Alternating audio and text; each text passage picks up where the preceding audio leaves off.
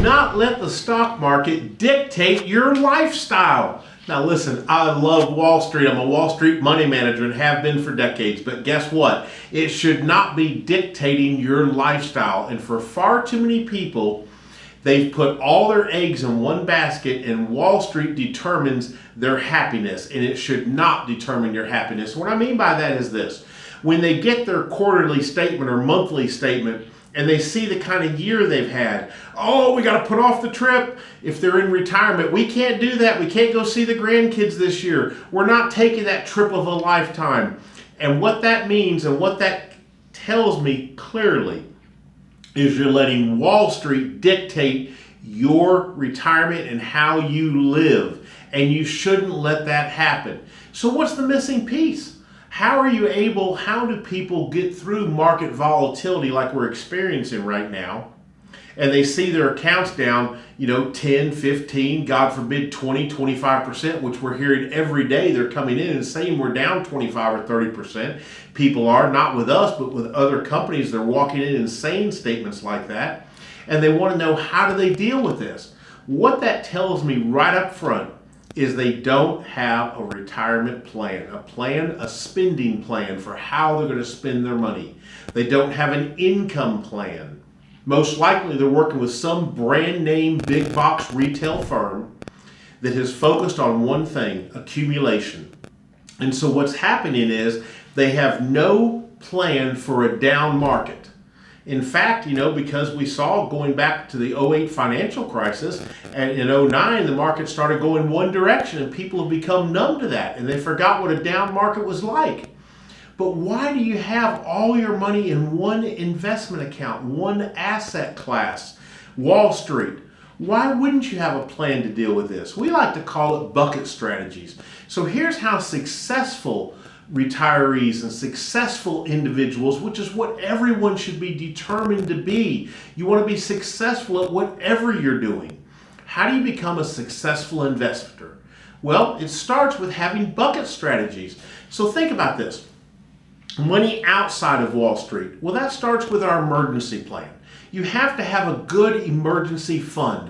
And you say, well, Mark, my money in the savings account doesn't make much. Well, it's making more today than it used to. Saving rates have increased. Now, inflation, well into the double digits, regardless of what the news tells you. It's well into the double digits, but let's go with their number, 8.7, 8.8, 8.9%.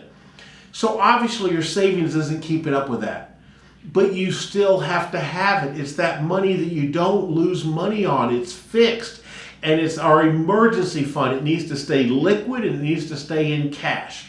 So that's the first step in a successful planner. A successful retirement plan, or really life plan, has a good emergency fund. And don't let that big box retail firm say, well, you've got too much in cash, we need to move some out. No, that's your emergency fund. Now that amount can be different for a lot of different people. If you're in your working years, it probably needs to be at least 6 months, 3 to 6 months, maybe a little longer, so that if you have time during a recession, which we're currently in, and you got cut loose from your job, you'd want to make sure the emergency fund was big enough to allow you time to live life, not get behind on any bills, and go find a new job.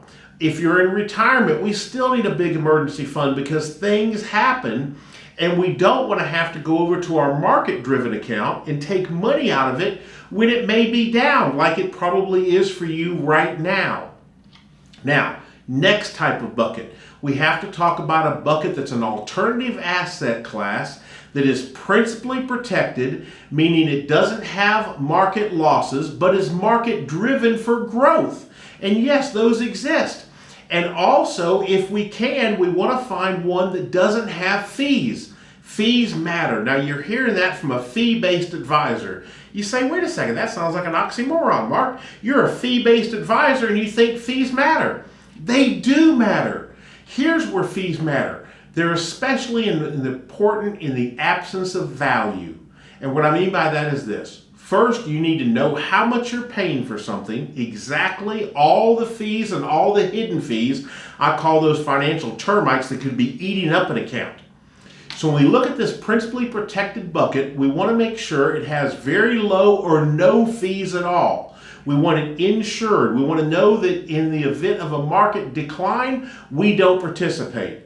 But when markets go up, we get some of the growth. Now that's a nice place to have a bucket. Now, let's go over to our Wall Street bucket, and that's really what we are. We're Wall Street money managers. We're fee-based. You have a fee we charge you to manage the money. You don't pay for your transactions. You don't pay for the buying and selling and the trading. That's the retail type of accounts. That's when you're in a commission-based portfolio. When you're looking for a planner, make sure you find one that's licensed as a fiduciary.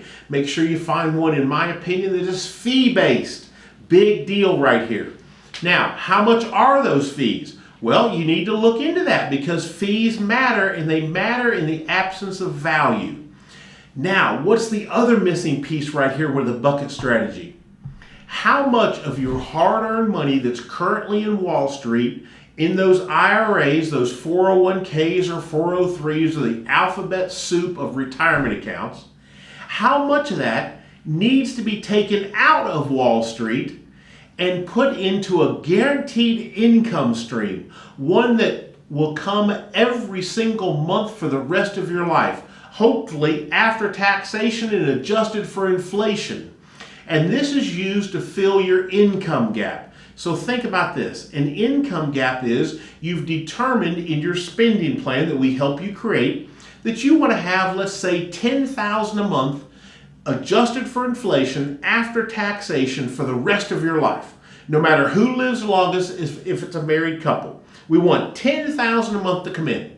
Well, we figure out that you have a current pension that pays $800 from some employer you had a long time ago, and you have Social Security that pays $3,200. So we take the pension of $800 plus the Social Security, that gets us to $4,000.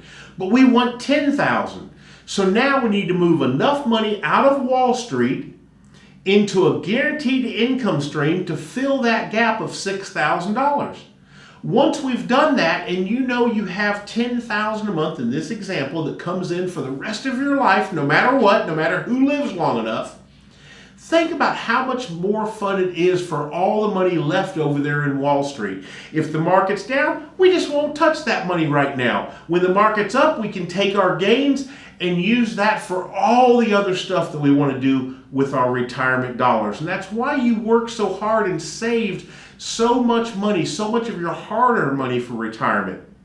It's called having a plan that involves bucket strategies, goals-based retirement planning. When you're working with a firm like the one that I'm the CEO of, here's how we do that. We sit down and have really good, clear conversations about what you want to do with your money.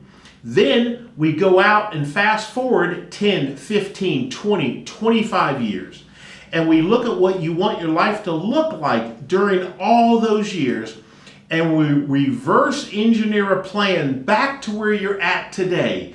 And we do bucket strategies, asset management, and asset allocation so that it ensures you have a confident financial future.